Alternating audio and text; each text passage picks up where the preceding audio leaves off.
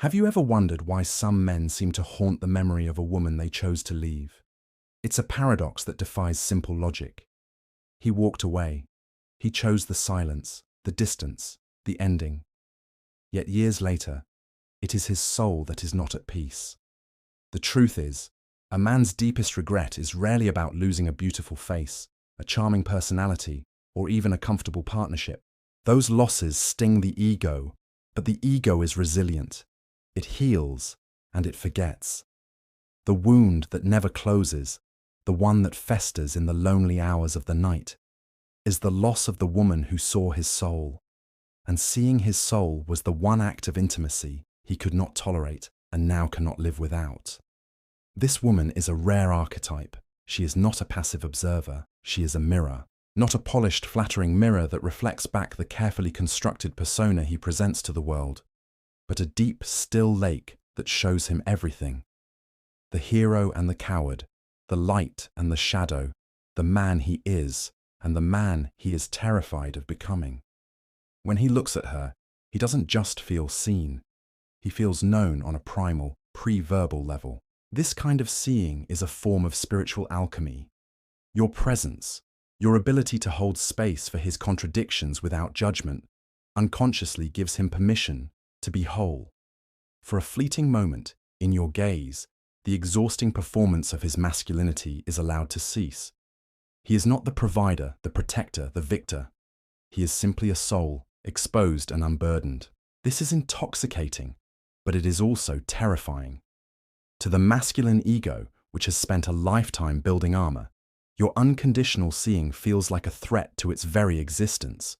The ego thrives on control, on predictable narratives, on the validation that comes from a world that only sees the surface. You, however, operate on a different frequency. You see the scared child behind the successful man. You hear the unspoken trauma in his moments of anger. You recognize the profound loneliness in his boasts of independence. You do not need to speak these things. Your energy perceives them. And this perception dismantles his defenses. He feels a vulnerability so profound it borders on psychic annihilation. And so, he runs. He will not say, "Your depth frightens me." He will not admit, "The wholeness you offer exposes my own fragmentation." Instead, the ego will create a more palatable story. You become too intense, too emotional, or too complicated. He will convince himself that he needs something simpler, lighter, more fun. These are not descriptions of you. They are the desperate justifications of a man in full flight from his own process of individuation. As CarlJung would argue, he is not running from a woman. He is running from his own anima, the inner feminine soul that you have awakened. He is choosing the familiar prison of his unexamined life over the terrifying freedom of self-knowledge that you represent. The breakup is not an event. It is a symptom of his profound, soul-level cowardice. He chooses the illusion of safety, and in doing so, he signs the contract for his own enduring regret. The door clicks shut behind him, and he believes he is walking into freedom. He has no idea he has just locked himself in a haunted house. In the immediate aftermath of his departure, he mistakes relief for freedom. The deafening silence where your challenging perception used to be feels like peace. He actively seeks out its opposite, the woman who is a surface, a pleasant and uncomplicated reflection. He finds women who admire his strength but never question its source, who celebrate his victories but never see the cost, who desire his presence but never demand his soul. These relationships are easy. They are a predictable exchange of validation and affection, a transaction that keeps the ego well fed and the shadow safely locked away. He tells himself this is happiness. This is what normal people do. He has escaped the storm and found a safe harbor. But the soul operates on a different economy. It cannot be sustained on a diet of shallow praise. And slowly, subtly, the haunting begins. It doesn't come as a dramatic apparition. It comes in the quiet moments. It is the sudden, jarring emptiness he feels in the middle of a laughing crowd. It is the hollowness in a new lover's eyes as she looks at him with adoration, but without a trace of true understanding. She sees the mask, and she loves the mask, which only makes him feel more profoundly alone. The regret is not a pining for you. It is a pining for the version of himself that existed only in your presence. He misses the man he was becoming, the man who was on the terrifying verge of being whole. You must understand this critical distinction. He is not haunted by your memory. He is haunted by his own potential. Your gaze was the catalyst for his own alchemical process, and when he walked away from you, he abandoned the great work of his own soul. Now, every interaction feels like a pale imitation. The conversations are scripts. The intimacy is a performance. He is surrounded by people, yet he is utterly invisible. Do you see the profound irony?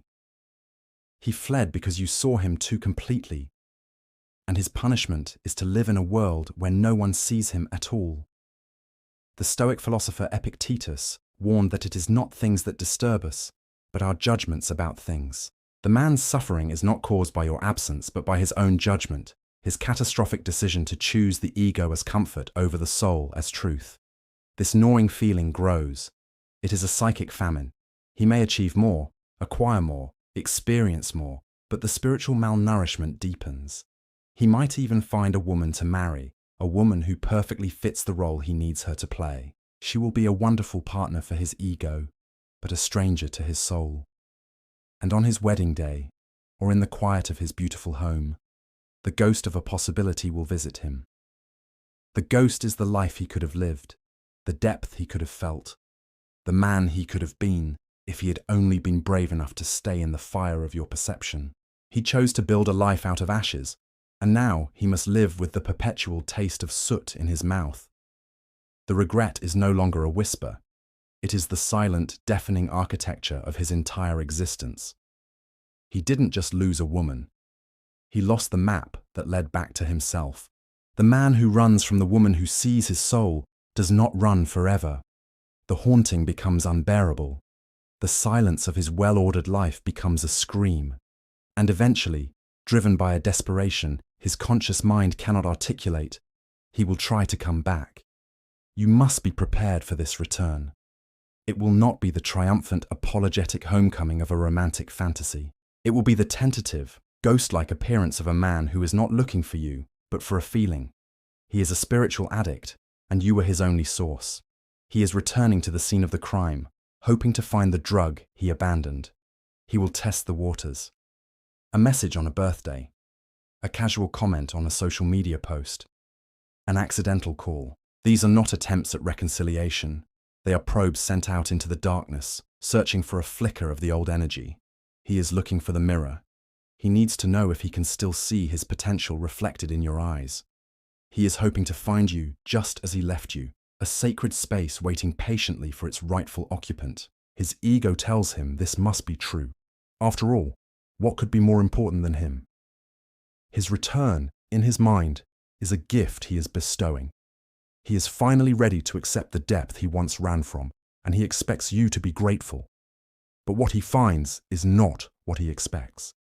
He finds that the space you once held for him is no longer empty. It is not filled by another man. It is filled by you. In his absence, you did not stop your own journey of individuation. You did not wait at the window. You took all that psychic energy you once extended to him, and you turned it inward. You continued your descent into your own shadow, integrated your own contradictions, and built your own inner citadel, stone by painstaking stone. Your peace is no longer a passive state he could enter and exit at will. It is an actively cultivated and fiercely protected sovereignty. And so, when he reaches out, he is met not with anger or bitterness. Those would be easy for his ego to handle, for they are forms of engagement. Instead, he is met with something far more devastating. Your benevolent detachment. You are kind, but you are no longer available. You are warm, but your warmth is no longer for him to bask in. The mirror he is so desperately searching for is gone. When he looks at you now, he doesn't see a reflection of his own soul. He sees a woman who is fully inhabiting her own. He sees a life that has not only continued without him, but has flourished. The silence on your end is not a tactic. It is the natural state of a garden he no longer has access to. He can stand at the gate and admire it, but he can no longer enter. This is the moment the true, irreversible nature of his regret begins to dawn on him. His mistake was not just in leaving, it was in the profound arrogance of believing you would stop growing in his absence. He didn't just lose a person, he lost a crucial, unrepeatable moment in his own evolution, and he is now staring at the evidence of his catastrophic miscalculation. That benevolent detachment is the final and most brutal turning of the screw. It is a wound he cannot blame you for, a pain he cannot project outward. If you had met him with rage, he could have framed it as your instability. If you had met him with sorrow, he could have fed his ego with the tragic romance of it all. But your calm, centered self-possession leaves him with nowhere to go but inward, forcing him to confront the stark and lonely truth of his own choice. He is now truly alone with his ghost. The regret transforms from a dull, chronic ache into an acute, blinding agony. He finally understands the full scope of his loss. He didn't just lose a partner. He lost his witness. He lost the one person on earth who saw the fragile blueprint of his becoming and believed in the cathedral it could be. And in walking away, he tore that blueprint to pieces. Now, all he has are the ruins. He may try to describe you to others, to new lovers, to friends. He will say, "There was this woman once," but the words will fail him. How does one describe a frequency? How does one explain the color of a soul?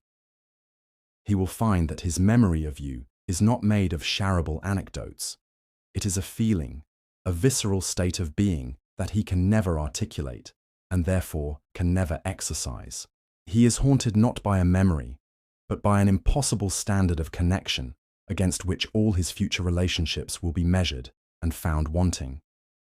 He is condemned to a life of comparisons, forever searching for a ghost in the faces of living women. This is the nature of his solitary prison. It is a pain he must carry alone, a regret he cannot share, for to explain it would be to admit the monumental failure of his own courage. He will watch you from a distance, perhaps through the impersonal window of social media. He will see you thriving, traveling, creating, living a life that is full and rich, a life that does not bear the scar of his absence. And each image of your joy will be a fresh indictment of his choice. It proves the one thing his ego cannot bear. You were never the source of the magic. You were the one who showed him he could create his own. He was offered the keys to his own kingdom, and he chose to remain a peasant because he was afraid of the responsibilities of being a king. Your freedom becomes his final lesson. You are not a prize he lost, but a path he refused to take. The deep, soul-level peace you now embody is the very peace he craves and can never achieve, because he abandoned the only guide who could show him the way back to himself. Do not mistake this for a victory. Do not feel a shred of triumph in his private suffering. Your journey was never about his regret. It was about your own liberation. His story is a tragedy of the masculine spirit, a cautionary tale of a man who stood at the precipice of his own greatness and chose to step back into the shadows. Your story is the opposite. You walked through the fire of that abandonment and emerged not scarred, but forged.